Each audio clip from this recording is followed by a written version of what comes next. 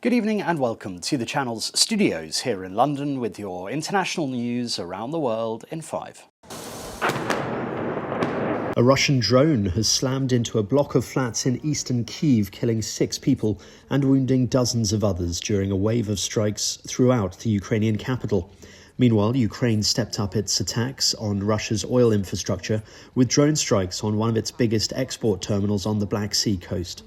President Volodymyr Zelensky said Ukraine had fired long-range Long Neptune cruise missiles during its attacks without specifying where they were targeted.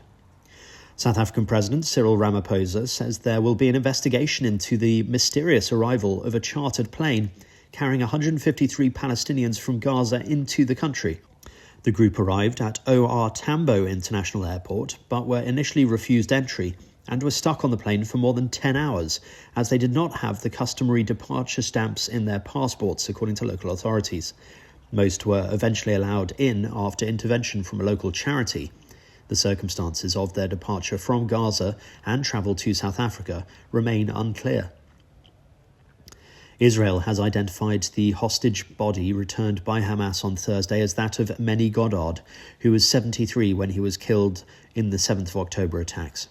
Red Cross vehicles collected his body hours after Hamas issued a joint statement with the Palestinian Islamic Jihad, saying it had been located in the Khan Yunis area of southern Gaza. China has summoned the Japanese ambassador in Beijing over Prime Minister Sanae Takaichi's comments on Taiwan. China and Japan have been locked in an escalating war of words this week, set off by Takaichi's suggestion that Japan could respond with its own self-defense force if China attacked Taiwan. Both countries' foreign ministries have lodged serious protest with each other.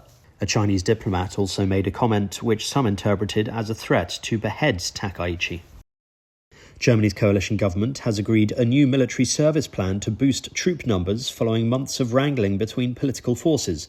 The new military service plan will mandate all 18-year-old men to fill out a questionnaire on their suitability to serve and, from 2027, to undergo medical screening.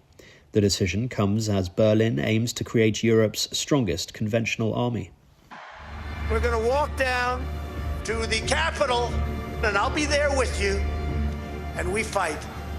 We fight like hell. The BBC has apologised to US President Donald Trump for a panorama episode that spliced parts of his 6th of January 2021 speech together, but rejected his demands for compensation.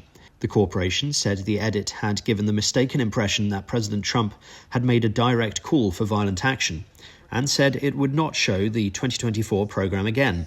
Lawyers for Trump have threatened to sue the BBC for £1 billion in damages unless the corporation issues a retraction, apologises and compensates him. Please stop detector. Confirmation. Blue Origin, the space company owned by Jeff Bezos, has successfully launched its New Glenn rocket from Florida. The rocket was carrying 2 NASA spacecraft deployed towards Mars. The Escapade satellites will take 22 months to reach Mars and will orbit the planet to measure its atmosphere and magnetic field.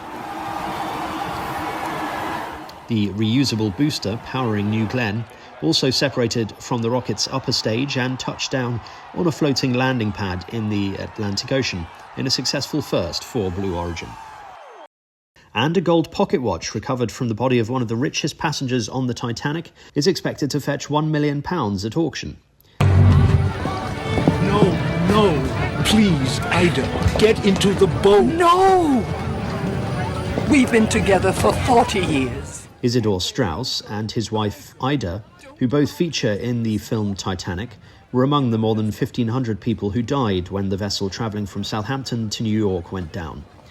Isidor's 18-carat gold Jules Jurgensen pocket watch, which is thought to have stopped at 2:20 when the ship went down, will go under the hammer on the 22nd of November.